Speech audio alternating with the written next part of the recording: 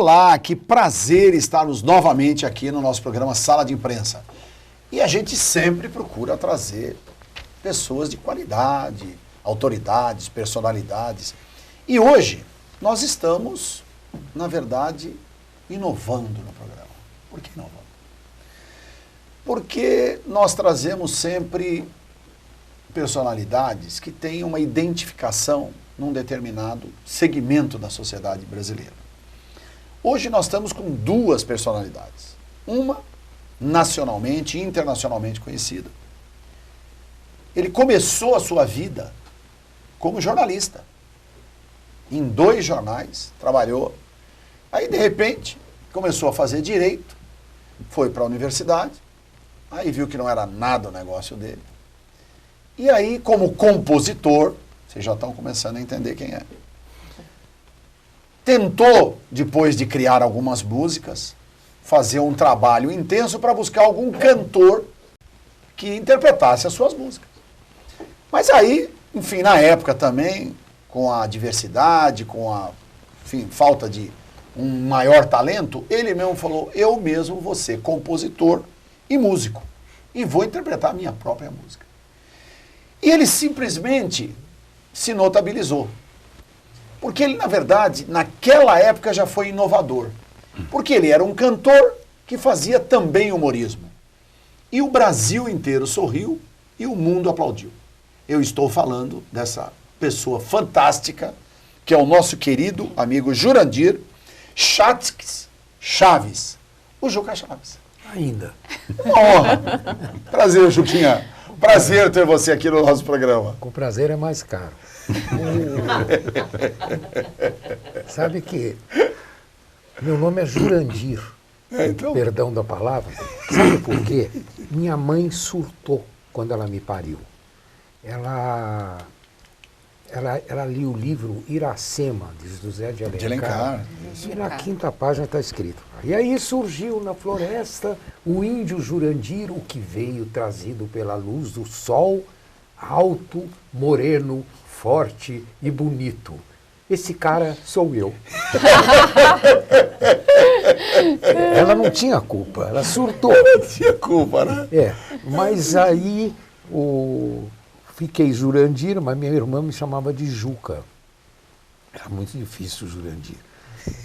Mas aí comecei muito cedo. Eu estudei música desde o comecinho. Comecei com violão, tentei o violão clássico, não consegui. Sei. Não tenho esse talento de músico, mas de composição com 12 anos.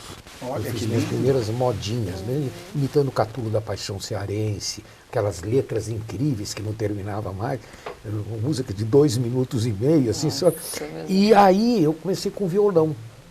E estudava música na Academia Paulista de Música, porque eu queria me tornar regente. Fui apadrinhado pelo Eleazar de Carvalho. Me formei. Grande maestro. Foi um gênio dentro do Brasil. Gênio da música. E clássica ele brasileira. educou o público e a música brasileira. Porque eu continuo achando que nós não estamos preparados ainda, nem para cantar, que não existe um canto no colégio, por isso que o Brasil não sabe cantar.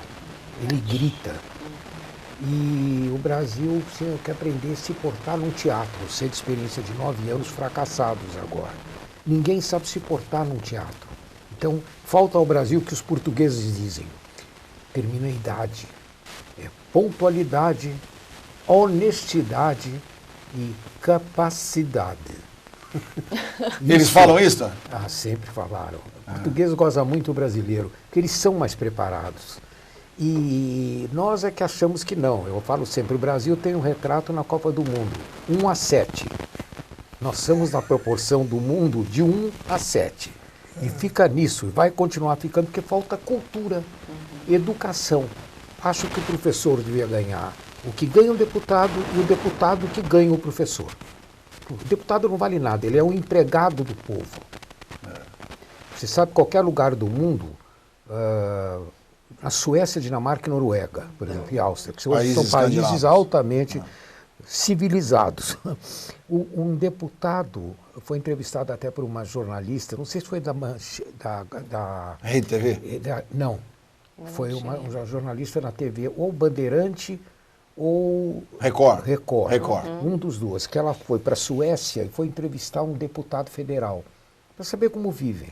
Lá estava um prédiozinho de 4 andares, ela entrou, bateu na porta, professor Ayrton Kroll, uma língua fácil, aquela, e o cara foi abrir a porta, falou, doutor Henning, ele falou, sou eu, o senhor que é o deputado, e abre a porta para a gente assim, ele falou, se eu não abrisse, a senhora não entrava.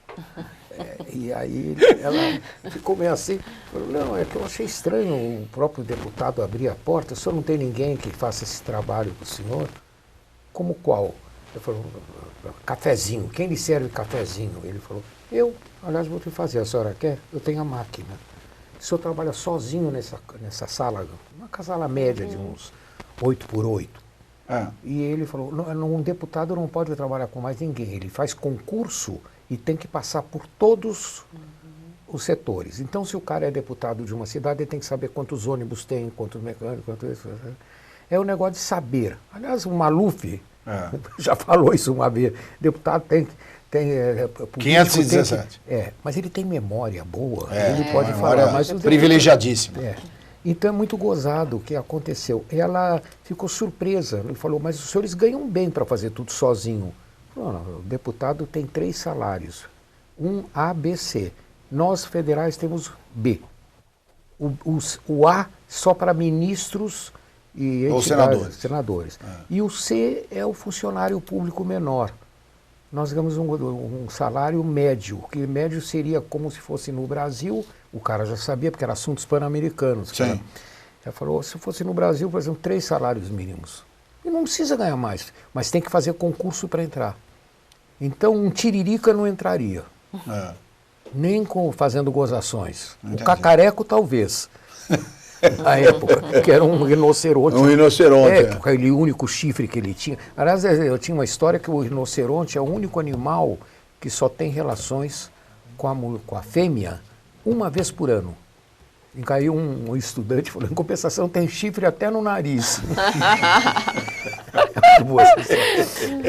E uma vez por ano, né? Uma vez. E não é avestruz. Avestruz. Eu tenho um sapato de avestruz. E ri do que, né? Aquele ri do que, a hiena. Você sabe que eu uso sapato de pele de avestruz, primeiro porque eu conheci o dono da fazenda, e segundo porque é o mais macio do mundo. É verdade. E aí, uma vez eu fiz um programa na TV, lá no Rio de Janeiro, e foi muito gozado que me perguntaram assim, mas você não tem vergonha de usar no pé uma pele de um bichinho como um avestruz? Fiquem sabendo que esse avestruz em questão, ele era do PT, era do PCdoB, e outra coisa também, ele morreu de AIDS. Politicamente estou correto. Não fiz maldade nenhuma. Não é muito bom? Você tem que ser político até como usa o sapato. É verdade. Ou usar cartilha ou tá fora. Que é o grande problema hoje do governo atual. Eles obedecem à cartilha de uma coisa falida, que é o Partido Comunista Mundial. Isso faliu. Caiu no mundo inteiro. Caiu caiu de descredo. Ninguém mais sabe, porque já sabe-se hoje. Me lembro do meu grande amigo lá da Bahia, o Jorge Amado. Nós éramos muito amigos do grupo, chamado Grupo dos 10. Um dos motivos que me fez morar na Bahia, era um grupo inteligentíssimo. E eu falei, estou aqui para aprender, né? E o Jorge Amado, uma das tristezas da vida dele, quando ele foi para a Alemanha Ocidental para conhecer o lado oriental. Aí ele ficou surpreso. Falou, mas isso tudo, que estradas bonitas. Falou, isso não é para vocês, não é para o povo, isso é só para o partido. Então, você vê que tudo que se planejava, se propagava, inclusive quando eu era comunista, porque eu fui comunista, com 18 anos, 20 anos. Você foi comunista, João? Claro, eu não tinha nada e queria dividir com os outros. Aí um dia eu comprei um Jaguar. Eu disse isso no João uma vez. O João falou, por que você deixou de ser comunista? Porque eu comprei o Jaguar. E eu tinha um carro, só eu e o Zé Vasconcelos tínhamos. Tinham 2 no Brasil, chamado Volga, um carro da altíssima tecnologia russa. Soviética. Russa, eu lembro do Volga. Soviética. E aí foi um fracasso aquele carro, era um caminhãozinho que nada funcionava. E eu, quando apareceu um Jaguar, eu falei, vou ser capitalista inglês. Mudei completamente. Porque a União Soviética propagava uma evolução que não tinha. Não existia, O né? que a União Soviética tinha, muita coisa, era o ucraniano, que era a melhor coisa da Rússia, e os russos tinham a música maravilhosa, que sempre tiveram. O balé, que é o melhor do mundo. Do mundo, é o Bolshoi. Então, mas, coitado, tecnicamente sempre foram muito fracos e caíam naquela mentira tradicional. Só chegaram primeiro no espaço. Isso até que a coisa correu. Com o Yuri Gagarin. O Gagarin.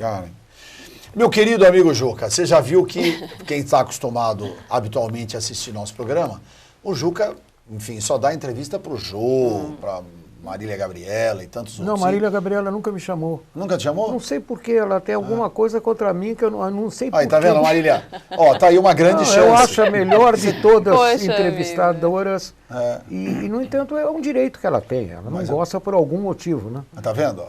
Mas é porque eu acho que você é muito taxativo. Existe um próprio receio nas televisões. Eu sei pelos amigos que eu tenho, inclusive diretores de televisão, que tem medo.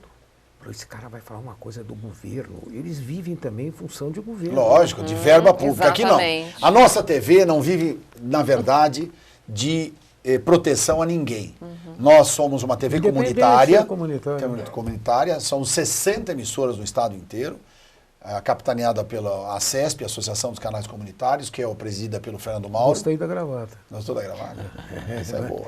Colorida. Que demonstra a liberdade de uma pessoa. Eu fui o primeiro a trazer para o Brasil a camisa de flor que eu lancei.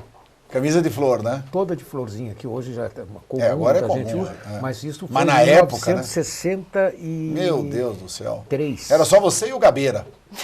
Eu usava a camisa florida. Não, o Gabeira nunca usou camisa florida, mas ele usava colorido. Tanguinha. Tanguinha de crochê. Eu de crochê também é muita coisa. Agora, eu usei aqueles... Quando eu cheguei da Itália, eu usava aquelas sungas eminence francesas, que era de leãozinho. Eu era um jovem alto, magro, moreno, bonito e rico. Era o sonho. Os meus sonhos.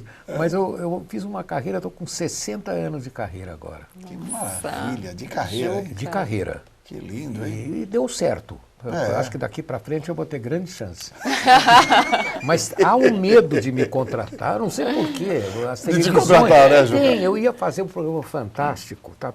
Para mim seria o ideal. Estava tudo pronto. Tudo, porque o antigo diretor, que terminou em 2014, o Florisbal, ele era um cara muito culto, muito preparado. Ele um dia falou, vem conversar comigo na Globo. Ele sabia que eu estava proibido até de entrar na Globo, por causa de piadas. Aí eu fui, e ele falou, por que você não faz um programa de 3 minutos? Só você podia fazer isso, assim como faz, naturalmente de uma maneira séria, o da Globo, que faz comentários políticos. Faz hoje no programa do Jornal da Noite. Olha que interessante, ó, você falou... falou... o nome dele. Você falou... Arnaldo Jabor. Arnaldo Jabor, é inteligente, Exatamente. mas não é alegre. Então, houve uma ideia de eu fazer 3 minutos alegres. Eu até desenhei um programa como seria. Eu faria o assunto do dia com 2 minutos e no terceiro usava o humor. Então eu disse no que eu mandei para eles, que eu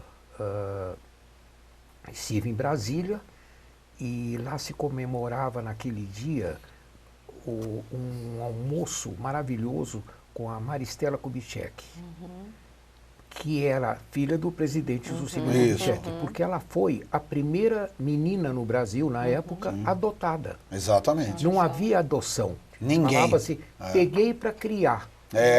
Com ele com o Juscelino promulgou a lei e ela foi a primeira adotada de adoção. Exatamente. E eu sigo isso. Para ter legitimamente o direito... O direito de pai e mãe. De pai e mãe, de herança. Sou pai de 2 negrinhas maravilhosas.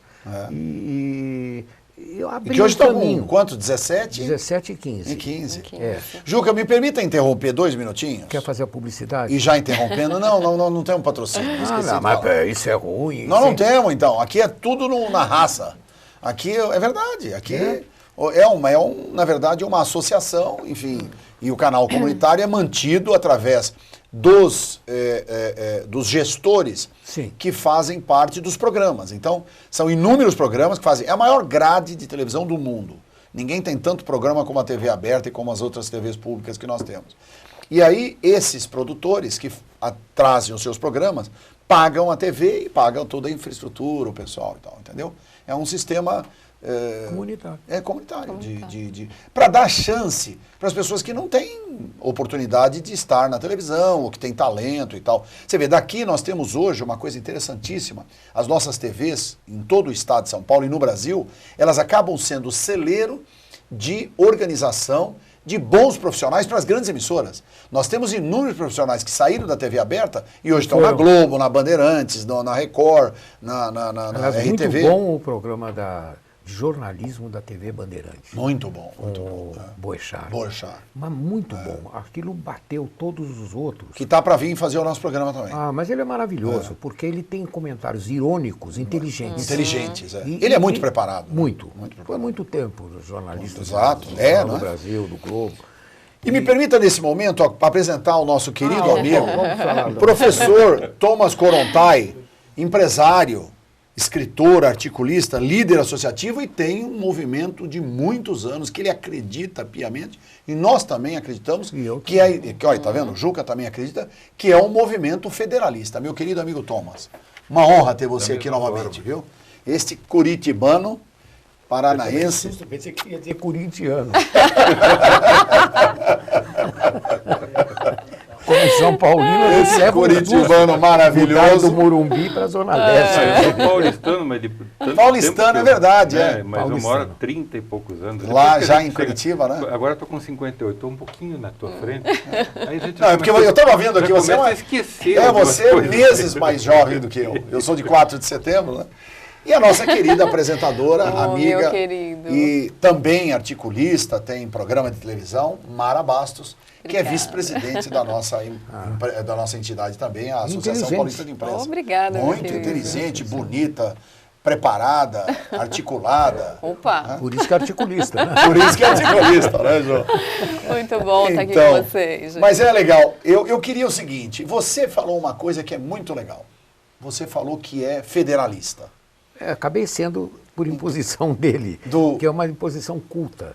Porque eu tinha até... Imposição culta, gostei dela. Porque você parte de uma cultura que deu certo, que é a cultura americana. E alemã. Muita gente fala, alemã. Por que federalismo no Brasil?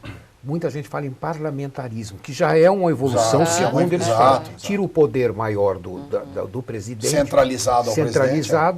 E torna-se cada estado com o seu poder, a sua lei, a sua legislação, o federalismo. O federalismo. Isso. Independentes. Independente. Você vê que nos Estados Unidos, cada estado tem o seu poder. E a lei própria, adequada para o estado. Porque não tem sentido São Paulo, com todo o desenvolvimento, com todo o progresso que tem, ter a mesma lei que tem o Acre. Veja, é até um desrespeito com o Acre. Porque você veja uma coisa, Código Nacional de Trânsito. Não. Mas o Código Nacional de Trânsito, para São Paulo, o código que foi criado no Congresso Nacional, hoje já está superado e completamente defasado e com idiosincrasias enormes. Agora, no Acre, ele é maravilhoso, mas em compensação, lá no Acre, ele é muito avançado. Imagina, é verdade. Porque sem demérito nenhum aos acreanos, até porque existem acreanos maravilhosos. Um deles é o meu querido amigo que já se foi, o professor Adib Domingo Jatene. Ele era acreano. Era acreano, então. Foi o maior homem da medicina no Brasil. Um dos maiores do mundo. Não é? Ele praticamente criou a operação que ele criou, do coração, tirando o coração fora do corpo e operando o coração como se faz com uma meia. Exato, fora Aquilo marcou no mundo. Eu sofri essa cirurgia. E você fez a mamária, em vez de fazer safena ou você fez safena? Não, fiz safena. 4 safenas e 2 mamárias. Mas olha, sabe... Mas você não sente, eles abriram, não fica a marca, Exato. abre, tira o coração, Tira o coração, você vai pensar igual ao coração do vizinho. Não é bem assim. O coração é um músculo apenas, não tem coração. verdade. Eu tenho uma música que eu digo, o coração é um músculo apenas, não tem coração. Era uma ideia religiosa de Milicem, que achava-se que quem controlava o corpo era o coração. Quando quem controla tudo é um negocinho desse tamanho chamado cérebro, que muitos têm e não usam. Acontece que criou-se religiosamente, que é uma coisa que atrapalha muito. Porque fazem do órgão, não fazem honras ao único órgão que depende de tudo, da tua sensibilidade, da tua criatividade. É o velho coração. Verdade. Né? É o velho coração. Então, mas você estava falando sobre federalismo, que eu achei muito interessante. É ótimo. Então, o federalismo, segundo o que ele me explicou, é o poder de cada estado, da federação. Exato. O Brasil é um país federalista por nome até. Só. Federação, não é? República Federativa do Brasil. República Federativa, como Estados Unidos. Só que aqui todos têm que obedecer A ordem central. De um único poder que de está um único emanado. poder que Exato. você não sabe como pensa, como não pensa, exato. e a gente agora já sabe E ainda como tem que não pagar por pensa isso, né? e como E ainda pensa. tem que pagar por isso, né, Thomas? E caro. Caro. E Não. 75% de tudo que se arrecada da produção, Vai etc., tudo- vai tudo lá para Brasília. Né? E eles É estão uma já coisa de maluco. acostumados com isso. Então não há produção desenvolvida. O Estado de Israel, que hoje é o Estado mais desenvolvido no mundo, Sim. apesar do tamaninho, teve que fazer isso porque não tinha... Não tinha, o Israel não tem água. Não. E eles transformaram o mar em água. Potável. Tem água até demais hoje. Exatamente. Mas já vieram ao Brasil técnicos de lá para ensinar brasileiro como Mas é que não rega quer. e não querem aprender. Não é possível que no norte caem cajus do céu, você entendeu? E ninguém pega para vender ou para cantar. Teve um... em Banana Recife- também, na região, sabia? Tudo. Aquela banana acriana. Mas Você você já viu, sabe- Mara? Já, É uma já vi. banana que tem 30 centímetros, Enorme, 40 centímetros. enorme. É uma banana monstruosa. Sabe o que eles fazem com essa banana? Jogam fora. Dão pro porco. Quer dizer, banana que poderia alimentar o mundo inteiro. Quer dizer, eu estou falando também uma história de 20 anos atrás. Hoje eu acho que já devem aproveitar, porque a gente tem que respeitar também, porque nosso programa vai para vários estados brasileiros. Então, o cara pode falar, pô, esse cara aí, porque é ruim também só ficar metendo pau, criticando o Brasil, até porque eu amo esse país, adoro esse país. Claro. E o que nós temos que fazer é tirar os maus brasileiros do governo, é fazer com que os bons se aproximem, ainda que também, que eu tive conversando muito com o Thomas a respeito do federalismo, porque eu já participei de várias reuniões lá do movimento do Thomas, junto com o nosso amigo aqui de São Paulo, que é o seu ilustre presidente, né, o Célio. Exatamente, o Célio Antunes, né? Célio Antunes, que é o dono, inclusive, Da Impacta que é uma Tecnologia, né? empresa de tecnologia Faculdade. fantástica. Faculdade, né? É uma faculdade Impacta. Ele é o Faculdade de nosso Tecnologia. presidente aqui estadual aqui. Exatamente. E ele patrocina, inclusive, programas aqui na TV aberta. Olha que Porque o bacana. patrocínio é, na verdade, Ju, que é cultural. Não pode vender nada também. Só institucional, mostrar como é a organização e tal, não sei o quê. Então, a grande verdade é o seguinte, o movimento federalista, ele trouxe como um modelo inovador nos Estados Unidos, que deu certo, e na Alemanha também, dois grandes países desenvolvidos e altamente industrializados e socialmente politizados.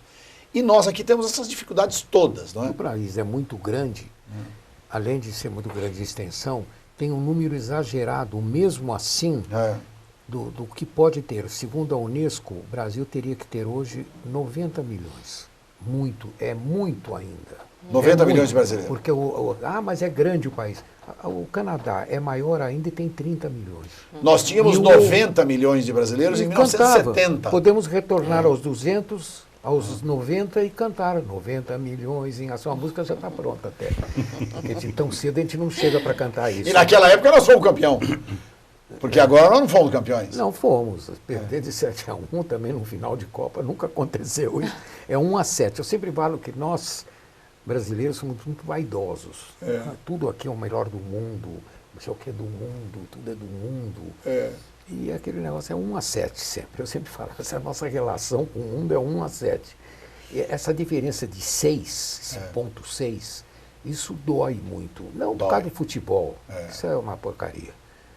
Futebol é um jogo, mais nada. Não chega nem a ser esporte. O esporte eu entendo que agora vamos ter a coisa esportiva, que nós compramos, e já se sabe disso, o nosso governo comprou as Olimpíadas, assim como compramos a Copa.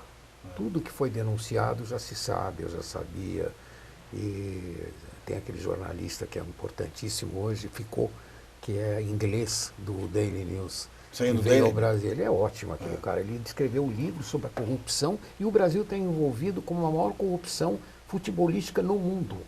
Isso de muito tempo atrás. Isso assusta. Então a gente vê que tem a possibilidade de criar coisas geniais. É o nosso produto de exportação, né? Não, mas sabe quantas pessoas trabalham com futebol hoje nas televisões e rádios do Brasil? Um número maior do que tem de esporte. Trabalham. Para cada técnico brasileiro, existe 100 na televisão e no rádio. Dizendo que são técnicos todos. Todos entendem, mas ninguém jogou. E ninguém fez nada. Não, vai fazer o quê? Quem faz é o jogador. É lógico. E os bons técnicos. Mas eu tive uma entrevista com o Flávio Prado, que já foi ao ar, e o Flávio estava falando, e a Mara inclusive ouviu bem, nossos telespectadores, que nós temos inclusive uma forma muito injusta, muito desumana para a escolha dos nossos novos atletas, jogadores de futebol. Porque é o seguinte, o moleque, o jovem, o garoto que está lá na favela, que está nas comunidades, que está lá no chão batido, que esse que desperta, que joga com bola de meia, não é, com uma bruta dificuldade e tal, quando ele vai para uma seleção de jogadores de um clubeco qualquer, não é, como inclusive nós tivemos o exemplo na Copa do Mundo, daquele nosso amigo 100%... Como é que ele apareceu? 100%... Jesus. Não, agora Jesus foi o Neymar, que também é um outro favelado. O Neymar era favelado, ele morava numa comunidade, tá certo? Hoje ele é um bilionário, mas ele era... Mas não pode chamar de favela. Trocaram os nomes das coisas no Brasil. É comunidade. Comunidade. É importante. Você não pode falar, por exemplo, aquele viado. Não, coisa não pode. proibida. Não, agora tem até uma hétero. história que eu contei hoje, que um garoto chegou para o pai e falou: pai, eu sou gay. Ele falou: não tem importância, meu filho, aqui ninguém é homofóbico.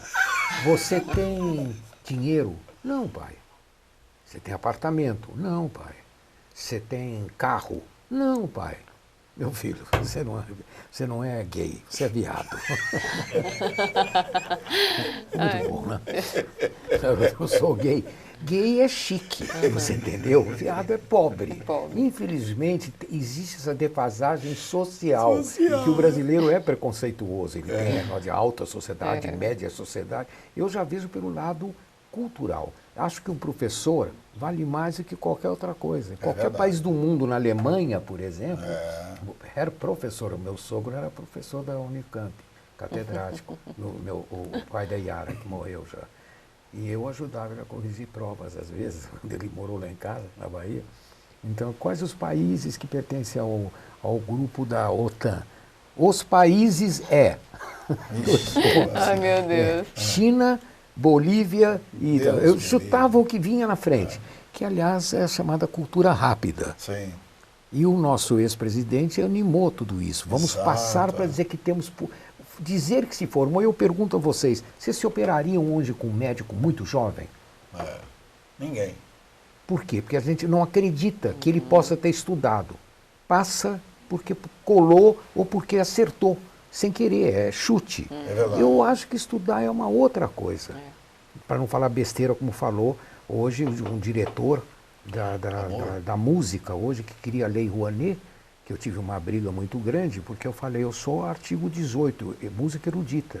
Qualquer bom jornalista, como tem um no Estado, do Estado de São Paulo, como tem no Rio de Janeiro, 4, assim, sabe-se que a modinha veio de Portugal em 1745 como música erudita. Carlos Gomes era um compositor erudito, não porque faz ópera, porque faz modinhas, que dali nasceram os temas de ópera. Aí a presidenta orientou esse rapaz, que segundo bem falou, foi a ordem da presidência, você não pode ter o artigo 18, que é de música erudita, você vai ter que artigo 26, e eu mandei dizer. Então isso é muito ruim, porque não sabem, né? Eu vejo anunciar música clássica. não se fala música clássica. A gente aprende no primeiro ano de faculdade de música. A música é erudita, clássico é o período. Exato. Então Chopin era um compositor romântico, ele não era clássico. É o período. Mas esse pessoal vai se falar de música como muitos críticos. Como é que um garoto de 18, 20 anos, como um do jornal, não, foi da revista Veja, foi criticar a Marília Pêra. Ele tem 18 anos, chegou lá no meu teatro quando eu inaugurei, falou, é um teatro inconfortável. Era a inauguração, estava inconfortável porque era um teatro anterior. E eu era o primeiro dia. Então, eles baseiam na pequena cultura que pode chegar uma pessoa com 18 anos, 20 anos. Como eu, quando tinha 18 anos, fui ser jornalista, só falei besteira. Eu tinha o Pica-Pau, lembra, o Arapuã? Sim, o Arapuã. O Arapuã, ele me gozava todo dia, falou, garoto, vai ver, vai chegar, veja se chegou, vai pegar o martelo de borracha. Eu ia, sabe, aquela coisa de foca. Sim. Eu era um foca. Você tem que aprender. Quando você começou? Quando eu comecei, inclusive fui no Rio de Janeiro. Você tinha quanto? 16 anos? 17. 17. O Paz Leme foi meu professor. Uau. E ele falou um dia, vai ali entrevistar o Carlos Lacerda. E eu falei, esse burguês, pega esse livro, leia à noite para não falar besteira. E eu li, eu falei, não é tão burguês assim, ele quebrou 3 governos. Né? Então a gente tem uma ideia de garoto. Hoje qualquer garoto vai ser qualquer coisa. Ele já entra até para trabalhar numa coisa do pai, que eu sou contra. O pai criou um poder, ele entrega para o filho. Eu não concordo com isso. Eu acho que o cara tem que seguir como na América fazem. O Roberto Marinho foi o grande empresário. O Roberto Marinho começou como office boy. Por isso que ele ficou um grande empresário. E dali que eu fui expulso da TV Globo. Por causa que eu fui contar uma piada maravilhosa e um dia um diretor jornalista lá da televisão me proibiu de contar essa piada. E eu aí fui um dia subir lá na... Você se lembra qual é a piada? Lembro. Dá para contar? Pode, mas... Aqui não é Globo. Aqui pode falar. Agora pode falar. Você pode né? falar palavra. Pode falar. Eu de falar palavrões, mas aí no caso não é um palavrão. É que eu dizia no meu show... Eu quero que o Roberto Marinho pegue todo aquele dinheiro que ele tem e enfie no meu cu. O Roberto Marinho, quando eu fui falar com ele, eu falei, estão me proibindo de vir aqui. Por que você conseguiu chegar aqui? Por que você veio aqui? Você é ingrato, Juca, porque eu fui o primeiro cara que te dei força aqui no Rio de Janeiro. Roberto Marinho. E eu fui para falar com o Roberto Marinho, eu pensei que eu não conseguiria nunca. Eu estava lá na Rua do Lavradio comprando antiguidades para aparecer comigo. Hoje eu nem preciso, que eu comprei até 50 anos atrás de antiguidade. Aí eu falei, será que ele me recebe?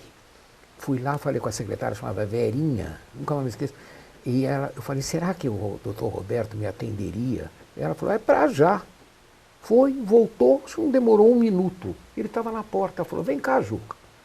Você é ingrato, Juca, você nunca mais me procurou. Fui o primeiro cara que te recebi no Rio. Eu tinha esquecido disso. Falei, mas me proibiram de entrar aqui por causa de uma piada que eu contei. Ele falou, quem foi? Falei, o seu chefe de jornalismo, que infelizmente já morreu. Era amigo meu. E ele falou, você está proibido. Eu falei, não posso estar proibido de uma pessoa que não é minha patrão. Vocês não são meus patrões. Infelizmente, eu nunca trabalhei contratado. Eu não tenho patrão, tenho padroeira. Que é a Yara. Parece o Cyrano de Bergerac, quando disse, não tenho patrão, mas tenho padrão, minha espada. Eu tenho nariz. Aí, o Roberto Marinho riu, falou, mas é no dele, não é no meu. E aí ficou muito gozada essa história. É no dele, pô. É no dele, não é no meu. Porque o seu dinheiro é meu. Não, eu enfio onde eu quiser. Não, e ele aí pediu desculpa para mim. Falou assim, desculpe que esses jornalistas são muito suscetíveis. Eles podem falar mal de todo mundo, mas quando alguém dá uma gozada neles, eles não perdoam. Eles criam, mataram o Wilson Simonal. Foram jornalistas. Falei já isso. Mas e torturaram. Porque é uma tortura pior do que a tortura física, a tortura mental. Tortura mental. Por quê? Porque ele simplesmente não era dedo duro, como disseram. Ele só gostava de 2 coisas, loira e sexo. E relógio Piaget, 3 coisas. Então ele era um bom vivan. Ele saiu com uma menina que era da inteligência. E a inteligência brasileira não gostou. E prepararam na vida, como prepararam no Rio, na vida do Mário Gomes. Mário Gomes. Como quando puseram Do Cenourinha. do Cenourinha. Eu até encontrei com ele arrasado. Que ele E é um bruta. Tá aí, hoje é um avô. bonitão, ele saiu com a mulher de um diretor. Exatamente, Então, é verdade. ele era um bonito. Há um ciúme contra as pessoas bonitas, por isso que ninguém tem ciúme de mim. Essa vantagem. Você tem grandes vantagens também, tá vendo? Aí. Como claro, diz os chineses, não é nada. Sempre o lado positivo e negativo. Tem O que você sempre. precisa é enaltecer o positivo em cima do negativo. Ah, mas agora com o federalismo nós vamos conseguir isso. Mas quanto tempo vai demorar? Uma pergunta que eu sempre quero fazer para você. Fala, Thomas, é É uma importante. pergunta cuja resposta está exatamente com as pessoas que têm interesse nisso. Não é só você. Se todas as pessoas que têm interesse nisso resolverem entrar no site e fazer a assinatura de apoio, nós temos o Partido Federalista registrado amanhã. E aí nós podemos entrar na cena política, Para disputar a eleição. política para disputar a eleição. Você tem uma arma na mão, né? Mas você acha que o político de hoje, já eleito, vai querer, ganhando 90 mil por mês, baseado nos 160 partidos que tem no Brasil? Ele não vai ter interesse. Porque ele já está no auge da produção. Imagina, 97 mil por mês, ele não vale isso. O nosso Ele não público, vale, ele vale hoje 5 salários mínimos, sem direito a esse negócio de imunidade parlamentar. Isso não tem que existir. Por que imunidade parlamentar? Não, mas Ele me mata, permita, não pode Jô. ser preso. Não, aí é que está a história. Deixa Eles eu acham que não explicar. pode... Não, Deixa eu explicar. Liberdade. Deixa eu explicar. Na verdade é o seguinte, aqui, inclusive é muito importante isso que você está falando, até para a gente procurar esclarecer, não é, a sociedade e o nosso telespectador. A imunidade parlamentar é restrita ao direito de se expressar da forma com que quiser e dirigindo-se a quem quiser. Inclusive, uma vez, o deputado federal disse que iria bater no Lula, que ia bater na cara da Dilma e tal, e ninguém, o PT, quis processá-lo, mas não virou nada. Por quê? Porque essa é, Ele sim, não conseguiu. a proteção, a proteção pela imunidade parlamentar. Você vê outro que é muito criticado, Bolsonaro, o né? Bolsonaro. É. Que o Bolsonaro, inclusive, tem aí nas redes, e está todo mundo assistindo, ele criticando veementemente o movimento gay, GLBT e tal, não sei o quê.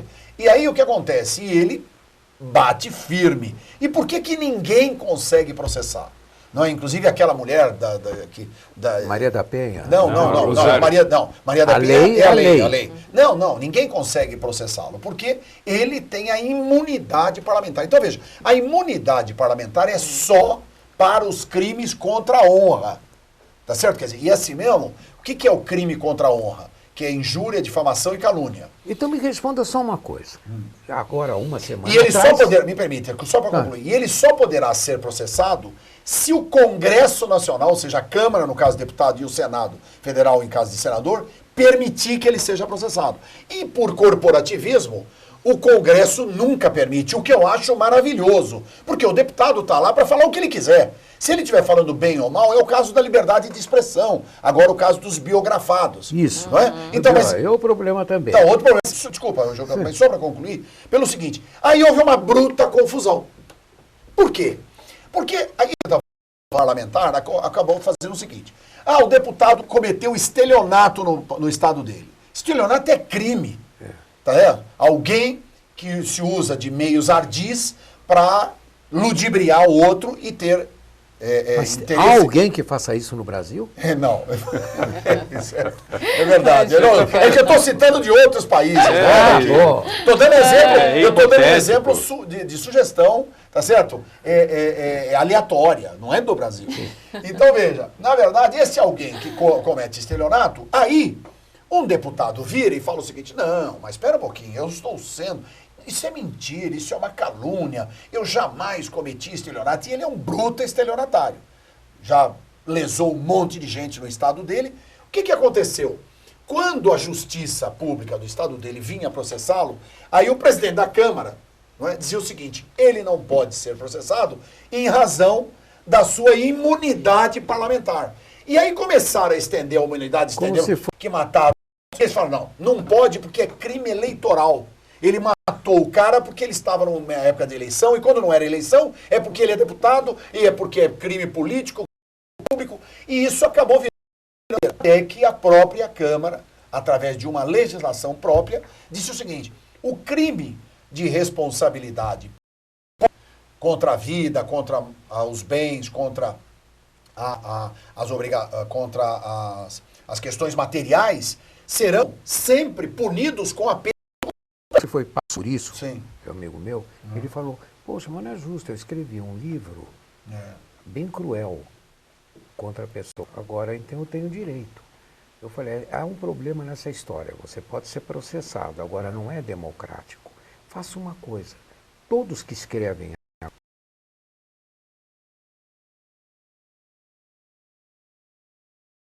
mas não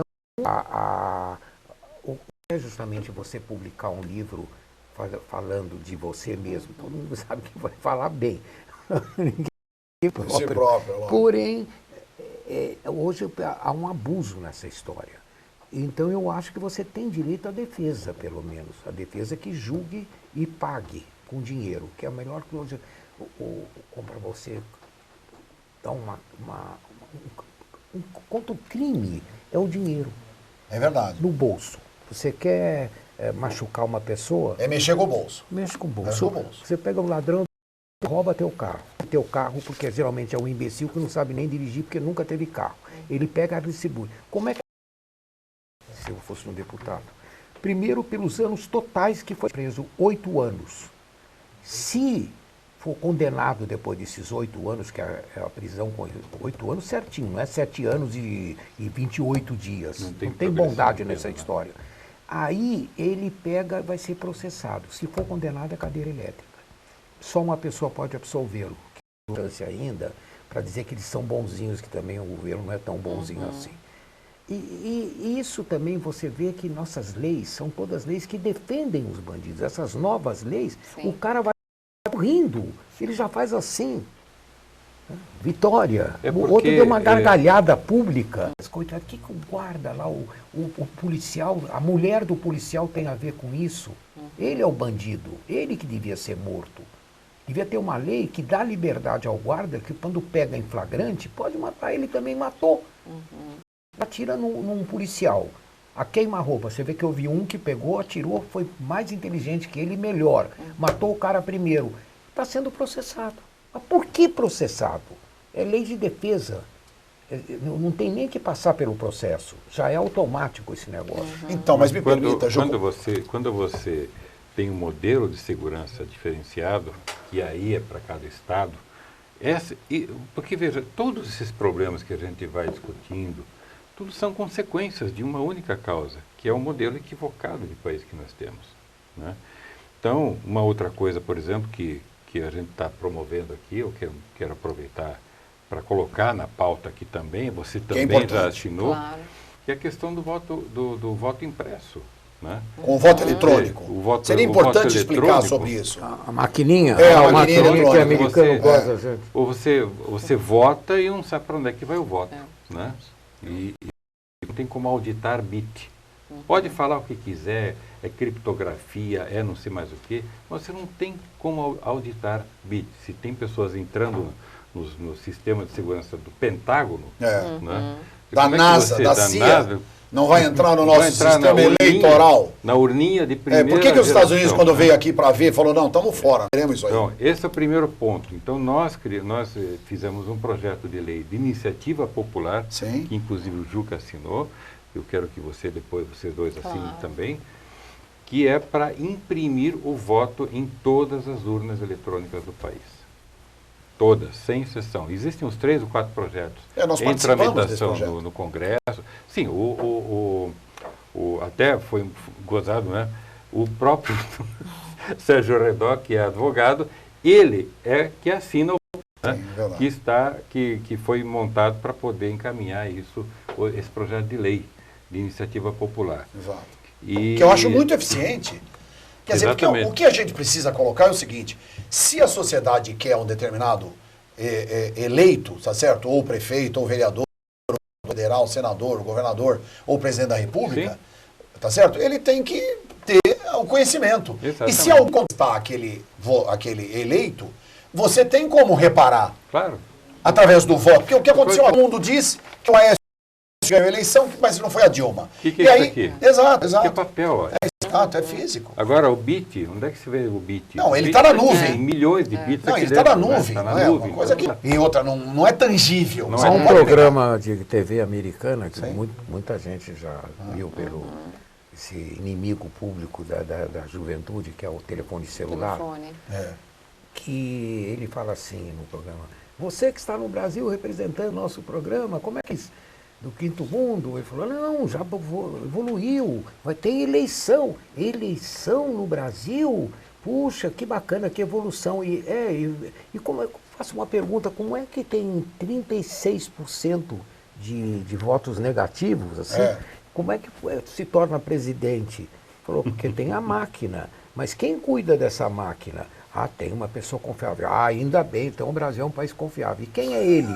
No caso, por coincidência, é justamente o tesoureiro do partido do governo. Da máquina.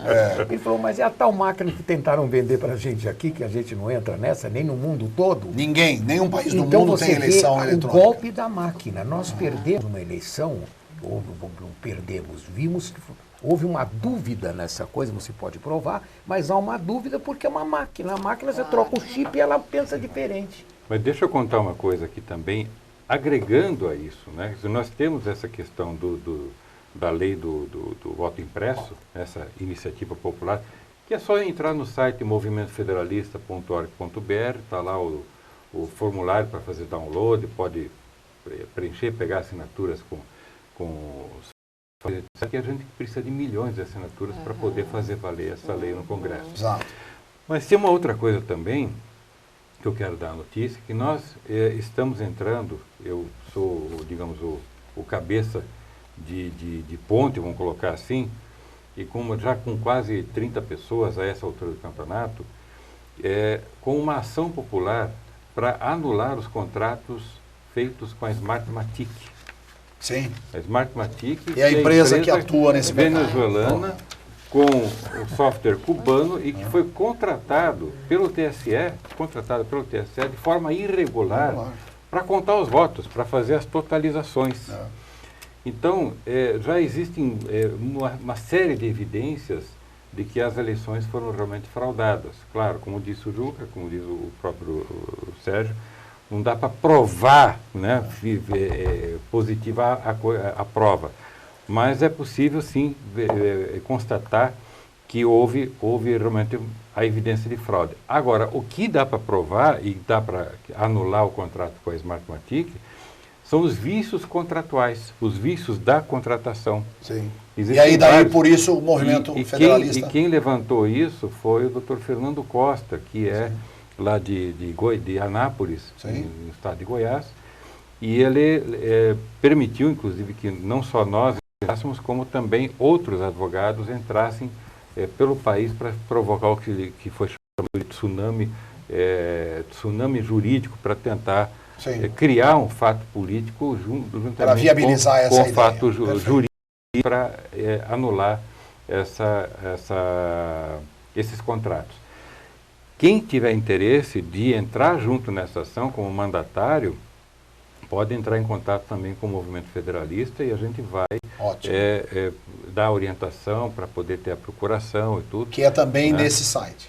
Nesse site. Não, colar e estudar a questão da Smartmatic, mas pode entrar, tem o e-mail lá no site do Movimento Federalista. Então, são ações objetivas, efetivas, né, que a gente está fazendo. Para a gente tentar mudar tudo isso. Porque também não adianta a gente chegar lá em 2016 ou 2018 com as ideias maravilhosas do federalismo, com o partido registrado, etc., espalhado pelo país com essas urnas que não dá para contar voto. Quer dizer, porque, como dizia o Lenin, ganha eleição quem conta voto, né? Tá certo.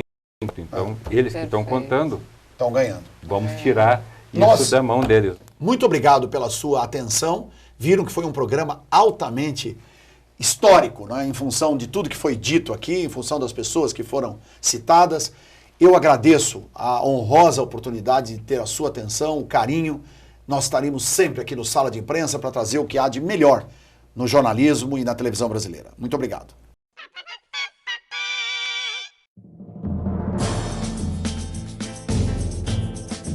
Adeus em ritmo de lava-jato. A honestidade há muito já sumiu. As consequências vêm sempre depois. Por isso todo dia, pra alegria do Brasil, morre um ladrão e nascem dois. Morre um ladrão e nascem dois. O povo morre um ladrão e nascem dois. Sai um político, entra outro na quadrilha. Um marionete de um teatro sem moral. E o povo que votou pra não perder Bolsa Família já não mais acredita no pré-sal.